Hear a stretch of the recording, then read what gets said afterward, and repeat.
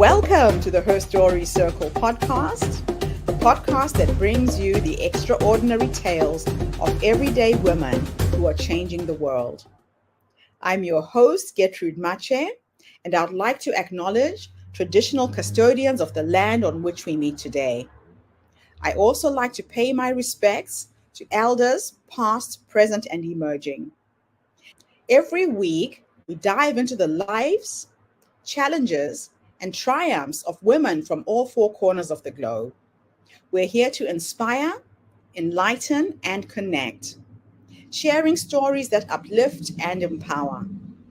So grab a cup of coffee, settle in, and join us as we explore the incredible journeys of women shaping our future. This is Her Story, where every woman's voice matters. Hello, everybody, and welcome back to the Her Story TV and the Her Story podcast. This is Gertrude Mache here in beautiful Melbourne, Australia. And today I am graced with the presence of yet another fascinating young woman. Welcome, welcome, welcome to our tribe. Please tell everybody your full name, where you're based, how old you are, and share your story with us today.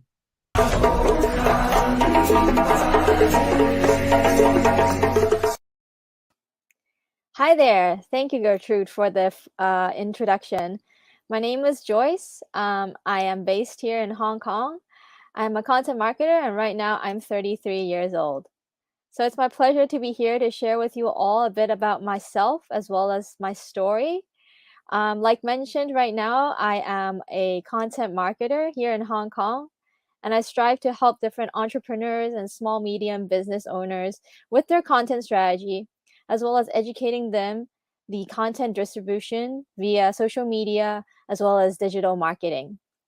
However, why I'm interested in sharing my story with you all here is because I've also experienced and worn a lot of hats before I actually label myself as a content marketer. So ever since I was young, I've always been interested in telling stories, whether through drawing or communicating with different people. And I always find a great pleasure in that because I love connecting with different people as well as those who are like-minded. So when I first actually started out, I was born in Hong Kong, but then later on immigrated to Canada and had my primary school years there. And I remember very vividly that I was unable to speak any English at all. But then my primary school teacher enrolled me in the English as a second language course, where she let me just freely express myself. And from there, I started drawing a lot of different pictures, telling stories. And to her surprise, within a year, I was able to speak English quite fluently. And I take that as a very vivid memory of how content or creating stories really helped me personally in my life. So from there onwards, I studied as a student. I went back to Hong Kong for high school, and I was in an international school. And for those of you who know, the international schools in Hong Kong predominantly runs by the IB diploma, which is the same curriculum in the UK. In order to graduate back then, we had to dedicate ourselves hours of extracurricular activities, which we call CAS, and it's encompassed of creativity, action, and service hours. At the time, I was actually singing as a hobby, but I also competed at different competitions and was likely winning different awards. At the time, I was still very young, so I treated it more as an interest. But I was later on approached by different companies and asking if I wanted to sign on as an artist. At the time, I actually declined the offer because I really wanted to experience university. That was one of my goals. So I declined the offer.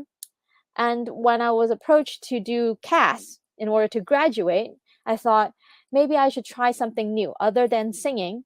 So I followed some classmates, and they said, "Hey Joyce, there's dance lessons on offer, and we're all going there. Do you want to try and come?" And I said, "Sure, that would be very cool and very interesting." And in the high school years, that's when I first came in contact with dancing, and specifically hip hop and street dancing. And I took my first lesson, didn't think much about it, but then I was instantly hooked. And from there on, it actually kickstarted my decade-long of career as a dance instructor as well as a professional dancer here in Hong Kong. Now, that actually marked the beginning of me really thinking about what it means to explore and fulfill all of my potentials and test out different abilities and see how far it can take me.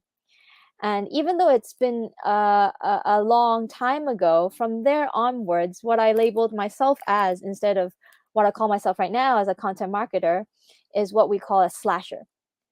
So that means it's an individual who has a lot of different interest and passion, and they explore those and manifest these into opportunities and potentially building them into career opportunities for themselves.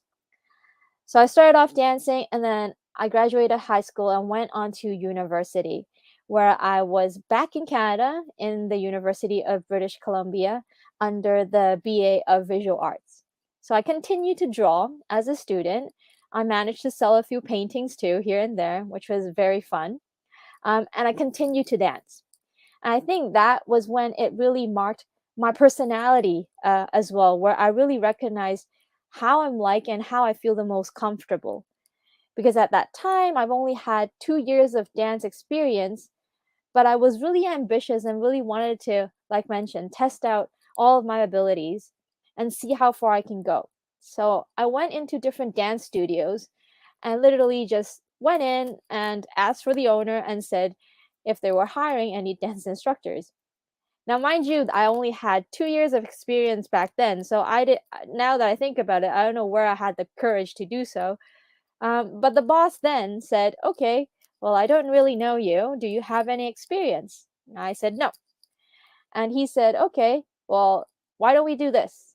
If you're able to ask students of your own, so you have to market yourself, find students of your own, come to the studio and take a lesson with you, and let me see how you are like as a dance instructor." So I got on, and I took that as a challenge. And at the end, I did manage to find new students for myself, get into a dance studio, and started teaching my first lesson. And I think he was quite impressed. So then forward, he actually hired me as a dance instructor for the studio.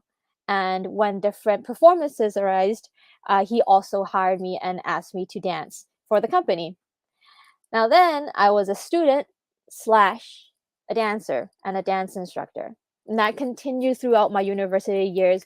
Uh, and after I graduated, I decided to go back to Hong Kong and continue. Now, once I graduated, I could have find a job that's more related to my BA in visual arts, but that proved to be a struggle. That was very challenging in Hong Kong. Visual arts was still a kind of a niche program in Hong Kong, and there wasn't a lot of people who had jobs that required my expertise and my knowledge back then in visual arts, art history, so on and so forth. So I continued to dance, teach, and set myself the goal that in Hong Kong, I would want to be able to perform on, at the time, the largest stage, which is the Hong Kong Hong Kong Coliseum. And then I strived for that goal. But at the same time, I was struggling to survive. I needed to have enough income to support myself as well as hopefully, support my family as well. So then I had to come up with other opportunities, and I started looking through job search websites and tried to match my capabilities with opportunities out there. And I ended up finding a role, which was a writing role in an online street fashion and culture magazine. I sent my CV, I went for the interview, everything went well. But the interviewer said, "Joyce, we really like you as a person and your personality, your background. You're very creative, but you don't have any experience.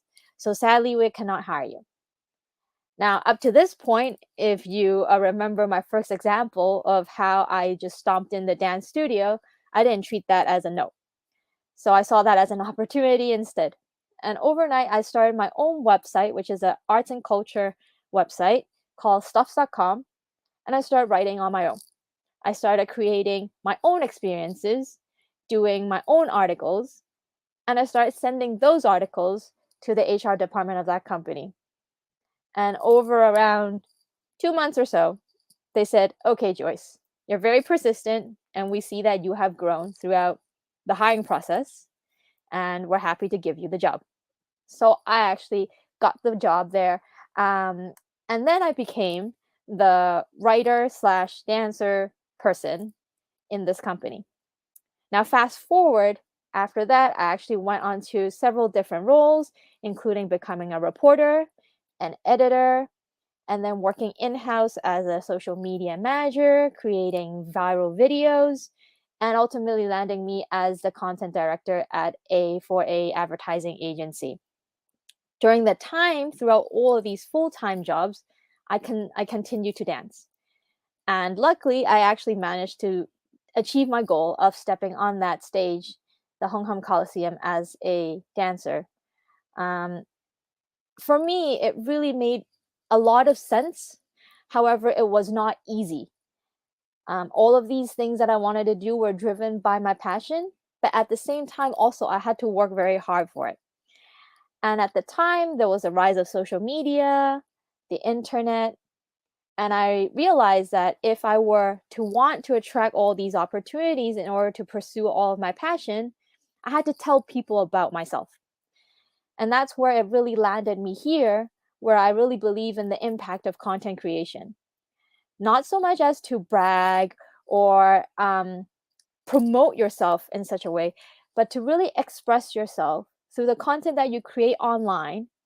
And it really does attract other like-minded individuals to remember you or recall you when any opportunities arise. So then again, after that, and during those years, around 7 to 8 years of my professional career, I was able to tell people that I was a video producer slash dancer slash dance instructor slash editor, reporter, so on and so forth. And it was definitely a lot of fun. It felt like I was living 3 lives at the same time, condensing all of the experiences I could have had in just a amount of several years. Now that I've experienced all of these different things, I really understood what I was very good at and what had the most demand and what I was able to offer as the biggest value to other people in the community. Hence, I resulted in becoming a content marketer and started my own company called Joyce Tsang Content Marketing. The goal of this whole company is really to share not just the expertise and the insights of content marketing and the glitz and glams of online marketing, digital marketing, and so forth, but my goal is really to hope and educate different people, especially entrepreneurs, or even what I label myself as still a slasher, and other small, medium business owners, the importance and the interest and the passionate part of really telling your story well with content. It's not just about driving sales and acquiring leads, and obviously those are very important too. But being able to craft your own story and present it to different people online is a very important and valuable life skill. And from what I see right now is there are many people, not just within my age range, but even those who are approaching retirement or still in high school. They're looking for different options in life and hopefully trying to explore their full potential. And me starting my business is really hoping to be that person there for them, to let them know they're not alone. And whatever I've been able to achieve in the past almost a decade now is something that they can take reference, they can maybe learn from my mistakes, and they can foster and pursue their passion and manifest them into different opportunities themselves. So for me, this is in just my story of how I've actually ended up as a content marketer, as well as a slasher and an educator that's hopefully going to inspire different people to explore their passion and leave a mark in the world with content. Wow. What an amazing story. And the timing of you stepping into the space was just picture perfect. Right now, people are looking for opportunities to make a living from home. They're looking for opportunities to harness the power of social media. So, if there was an entrepreneur who is listening to us right now, they've just started out, have no clue where to start. It's overwhelming because there's so many different platforms that you can broadcast yourself. Give us three nuggets of wisdom or three steps that one should take to get started. For sure. I think the first step that you must be very clear on is what we call your personal branding. Now, let's not get caught up with all the very complex or difficult to understand marketing terms. But in my definition, very short and very concise, personal branding is really who you want to present yourself as and who you are. So when a lot of entrepreneurs, when they start their businesses, they might get confused and think immediate about what is in demand, what can I supply, what can earn me the most money. Those are still consideration factors of you to consider when you start your business. But the first step is definitely to really consolidate and solidify what your personal branding is. And all of that definitely comes from your personality. So, from myself, when I talk to other people, they often say, "Hey, Joyce, you sound so passionate about what you do, and you're very good at simplifying complicated concepts." Now, I really held on to that and I incorporated that into what I call my own personal branding. I make sure that every single piece of content or every person that I come in contact with, they feel that as well. Wow, Joyce is very passionate and is good at simplifying different and complicated concepts. So that would be the first step that I suggest. Really lock down your personal branding, what you're able to offer, despite of what the market seems like they want. There's definitely going to be people who resonate with what you have on offer. So don't just follow trends. Be who you are and stay authentic. Now, the second thing is to understand your target audiences. Now, again, let's not get too technical about this here, but one of the things that I often tell my mentees, so I host mentorship programs as well for entrepreneurs and slashers who are hoping to start their own business or are struggling with their own businesses. The simple question that I ask them most of the time is, if you were to describe and imagine your perfect best friend, how would he or she be like? Are they somebody who's open minded? Are they somebody who can give you very straightforward criticisms? Are they somebody who is very friendly? Are they somebody who loves the outdoor, extroverted, introverted? Come up with a list of people that you think is the perfect fit with you. And at the end of the list, most of the time, what you would find is that actually builds a persona of the target audience that you want to and be reaching out to. So, of course, there's a technical way of doing a lot of market research and doing a lot of different online research to find these behaviors. But the easiest way for an entrepreneur to start off is imagine that. Who would be your perfect best friend? How would they be like? And use those qualities to identify and build your target audience persona. Now, the third thing is to align those two. So, your personal branding, who you are, what you stand for, and your target audience persona, how are these people that you want to attract are like? And then categorize them and align them and find out what content best fit them. So, for an example, let's just say you're like me, somebody who's very passionate, somebody who loves teaching other people, sharing ideas, and the best friend persona that you identified is somebody who is not very concentrated or focused on just driving revenue and profit, but somebody who truly wants to explore their full potential and learn. Now, in that sense, it would become very straightforward and very natural to create content that's revolving around those ideas, right?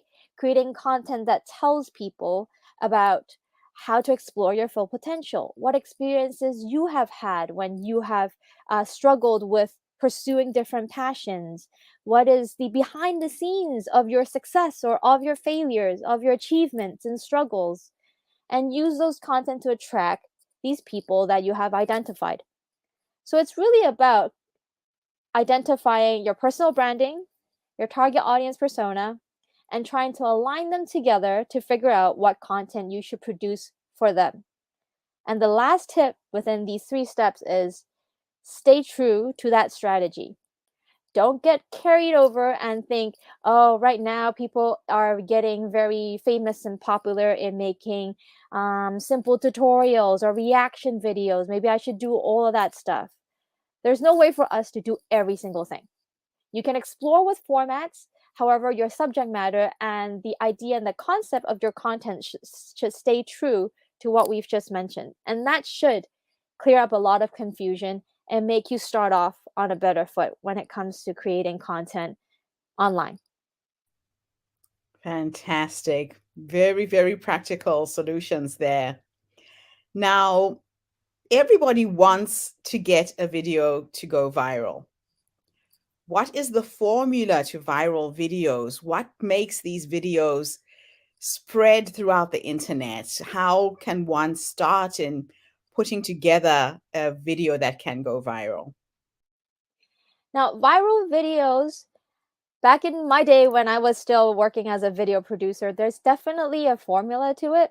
Now, considering algorithms, platforms, behaviors have all changed so much in the recent years, what I can offer are patterns and frameworks and ideas for you to brainstorm concepts for your video in hopes that they might go viral. Now, the first thing that most people kind of oversee is you have to have a healthy account. So a lot of people believe I can just create a piece of content, a video, I'll get it out in the world and it'll be well received as long as it's good quality, as long as it resonates with people. However, most people forget that it's being hosted on a channel or a platform that you do not own. So you actually have to know how to play the game well first. For example, if you're trying to get a video viral on YouTube, you really need to make sure your YouTube account is healthy in the sense that all of your bios are well put together, your links that you want people to land on are there, you have your banner images, your thumbnails are well thought out, you have all the alt text and the descriptions and the titles that make sense on that platform so that that platform also recognizes your content. That's definitely the first step in creating even any sort of content, despite the goal of it being viral or not, a healthy account. Second thing, when it comes to creating or wanting to create a viral video, you must understand very, very well the user and the target audience you're trying to get at. The easier way to get viral is honestly find your niche. Don't try and cater to every single person out there. Find that niche of people. Let's just imagine it being 100 people that are very, very, very relevant to the content that you're producing. Now, for example, for myself, let's just say I'm somebody who studied abroad, but I would label myself as still a Hong Konger. I'm from Hong Kong, right? So my experiences as a student abroad, somebody who specifically went to Canada, somebody who came back to Hong Kong to work, that's what that sort of specificality would be definitely very important for me to include in my content if I were to want to target a niche. Instead of just thinking about, oh, somebody who studied abroad might not be from Hong Kong, try and zoom in and figure out what that 100 people would be that would highly resonate with the content and the value you have to offer through video. Because once you hit those 100 people and they feel like, wow, you're speaking their language and you completely understand what they're looking for online, specifically on that platform, let's just say YouTube, then it's very likely they will share that video with their friends. They will share it on their own social media platform. That is actually the key of getting video content viral. Not just being the first reach to the audience, but being reposted and shared amongst different communities, different groups, and then getting the word out there. So that would be my second tip. The third and the final tip of getting a video viral, apart from being a niche, is really to simplify. Many people think very complicated when they think about a video. It has to be shot in a professional studio. It has to be perfectly lit. Who is going to write the script? Who is going to be featured? This and that. But the most important thing actually is what we call in marketing a scalability. If you're able to make your video very simple, highly resonant to your niche, and follows the best practices of a platform, it should be very simple, easy to execute, easy to scale. As you can tell here on TikTok or on Reels, you see all these content creators pumping out heaps of content that follows a similar sequence or a similar formula based on what they're trying to say. Now, imagine if it was going to be super complicated, they're not going to be able to upkeep that and be frequently and consistently apparent on the platform. So it's really about simplifying it, just focusing on those points and making sure that your video can be scaled. So that consistency helps you drive more reach, and over time, people might come back to your video and make it viral. It doesn't have to be, I release it now, it gets viral right now. What you see right now is a lot of viral videos. They've been built for years. They just hit that jackpot and people went back to it and found out more, found more. And that's where it builds that credibility and trust in your piece of content, so that ensures the longevity of your content performance. So those are some of my tips when it comes to attacking viral videos. Absolutely fascinating. Now, as you know, the Her Story movement is a social impact movement. We like to inspire women to make a difference in the world in small ways. What is your social impact project? Do you have anything that you support? And why do you support it? Yes, I've been privileged to have been referred by different entrepreneurs in my community to different NGOs, and to share my experience with different high school students here in Hong Kong, specifically Form 4, what we called our grading systems here, and above. So they're 2 years away from their main exam before they enter university, where they're still perhaps figuring out what they have their true passion in, what they want to do and dedicate their life into, or what they want to study after they leave high school. There are several different NGOs and different social enterprises that I work with, and volunteer to go to different high schools and share my experience or answer different questions that these high school youngsters have when it comes to career planning, interviewing, looking for a job, or even specifically those who are interested in marketing, digital marketing, social media marketing, and content marketing. Now, one very specific example, and the one that's most memorable for me, is the association, the NGO that I work with quite a bit, called the Cocoon Foundation, here in Hong Kong. They have different modules that they provide for different high school students, where they guide them through the importance of an entrepreneurial mindset. So it's not just about starting your own business, but being able to have that sense of, there is an option for me to create something that I have a passion in as well. I don't have to just work for somebody, or I don't have to just conform to different common working requirements here, but I'm able to exercise my abilities and my passion and to see what I can start myself.